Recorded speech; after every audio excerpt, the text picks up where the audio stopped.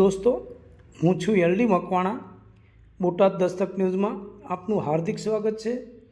દોસ્તો, વડોદરામાં ગુજરાતના મુખ્યમંત્રી શ્રી ભૂપેન્દ્રભાઈ પટેલ સાહેબને સંબોધીને એક આવેદનપત્ર આપવામાં આવેલું છે, જેમાં વિષય છે ડૉક્ટર બાબા સાહેબ આંબેડકરની સંકલ્પ ભૂમિ કમાટી બાગમાં આવેલી છે, જેની ભવ્ય ઉજવણીનું આયોજન તારીખ 23/9/2024 રોજ રાખવામાં આવેલ છે. Botad Dastak news, LD Makwana, Botad. સાહેબ, આવેદનપત્ર છે અમારું. કલેક્ટર સાહેબને જ્યારે મળવા આવે છે તો કલેક્ટર સાહેબ તો મળતા નથી.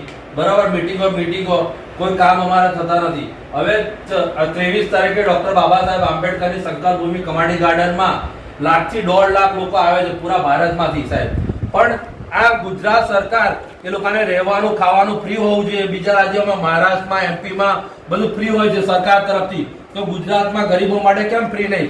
હજારો કરોડો સરકાર અમારી SC ST ની ગ્રાન્ટ ખાઈ જાય છે. બીજા બધા એ લોકોના તાઇફા કરે છે, પેલા બધા મેળા કરીને એ લોકોની સભામાં વાપરી કાઢે છે. તો ગરીબો માટે અહીંયા રહેવાનું ખાવાનું ફ્રી કરે.